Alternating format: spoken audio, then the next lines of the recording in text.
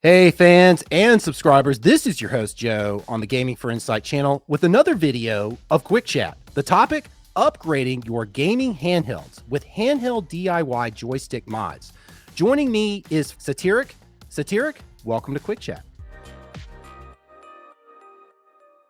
You and I have had experience with handheld DIY products, specifically the joystick mod. Now, handheld DIY, they're a company that makes mods for gaming handhelds.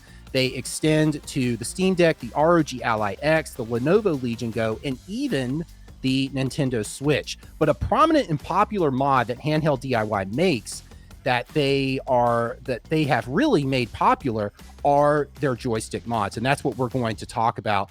And the joystick mod, it provides enhanced features like better control, better average polling rates, better stability. I don't have to tell you, you've actually gone hands-on with these. You have a recent video on your channel talking about them. So for me, I was a novice when it came to modding. Now, for you, when you were approached with installing your handheld DIY joystick mod, what was your experience with modding using the handheld DIY mod? And did handheld DIY make it approachable for you? Oh, actually, so my own personal experience goes back way, way far back. I did a mod on an N64 controller that I did a video on. It's up on my shelf over there.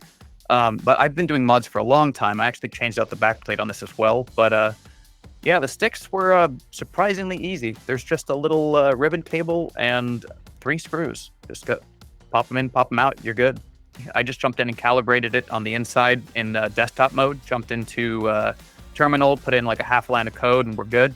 But yeah, I didn't even use the instructions. It's pretty easy. I think that if you have some experience with any kind of modding, like changing a backplate or something like this, changing out buttons, making an N64 controller wireless, anything like that. I mean, there's a lot of things that you could do to kind of get some practice, but it's super, super easy. If you can take the backplate off and remove 3 screws, you're good. Yeah, it was really easy. I find that handheld DIY, in talking to content creators, including yourself, whether you have experience with modding or you are completely new to modding, they make it approachable. Handheld DIY makes it approachable for anyone to get started, and you get everything you need in the box, so you don't have to go out and buy anything separately.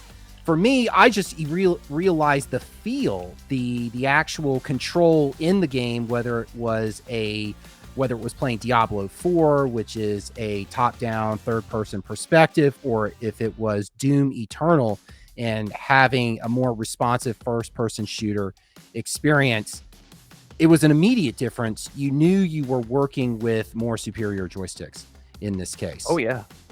Oh yeah, when I actually jumped into Doom Eternal in my testing as well, and I noticed that I was able to snap headshots with the, I don't know what it's called, but the rifle. So quicker than ever before. It was insane. It was fun. They made Doom Eternal really fun. I completely agree. In looking at the handheld DIY mod, would there be anything daunting about it? And if so, did handheld DIY, does it provide the consumer anything, or is there a feature that makes what may be daunting not so daunting? So they have these QR codes that send you to videos on their website that are incredibly helpful. I didn't need to use these. In fact, this is my first time opening these up. Like I said, they're pretty straightforward, but they do have everything in here. They have them on the backplate as well, which I did look in for because I wasn't sure how to put in the little pads. But yeah, no, they have everything you need. All the tools, everything all set up, ready to go in the box. I had my own tools, of course, but I mean, I use theirs because why not? Don't have to get mine dirty. Yeah, for me, it was pressing the K1 and K2 button, leaving the backplate open on the back of the device, whether it's the Steam Deck or the ROG Ally, and then looking at the tool that you were using, like Gamepad Tester, and then actually having to press the K1 or K2 button and then do the calibration as well.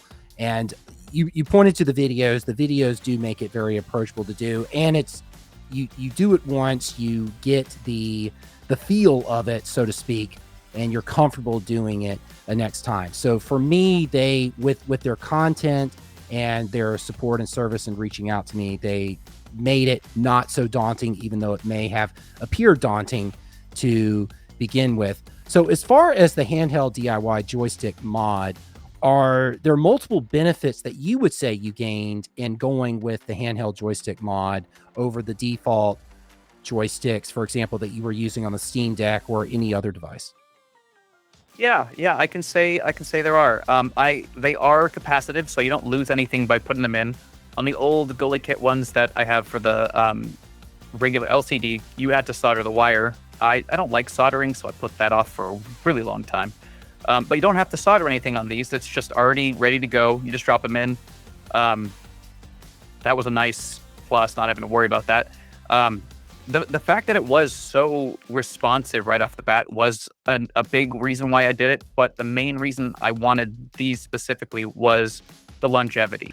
For someone that Oh, may yeah. be interested in the handheld DIY mod and thinking about the joystick mod, is there anything that that person should know about the mod before getting started? Yes. There was one thing that I didn't have trouble with, but I thought was a little bit more finicky than I think it should have been. And I'll demonstrate it very, very quickly and simply here. When you're trying to put the stick in the position through the deck, you got to kind of twist it in at an angle and turn that stick and fold it down a little bit. If you do that and you fold it in just a teeny bit, actually, it's way out of focus there. But if you turn that and you turn it a little bit, get it stuck like that, it will go in way, way easier. I tried to put it in straight and it took me 3 tries that way. So just bend it, put it in bent, it goes in way better. Yeah, that's excellent because I myself, there's a bit of a finagle. There's a bit of a technique that you have to use. It's not just immediately take it out and put it in. But that is not, to me, something about the mod. It's just about the process of changing out the joystick. But it is Yeah, something no, the where mod itself was flawless. yeah, yeah, just No be problems, patient no with issues. it and you find your way. All right. Well, Sadtiric, thank you so much for sharing your insight and your experience as a modder and using the handheld DIY. Thank you for joining Quick Chat. Take care. Of course. You too.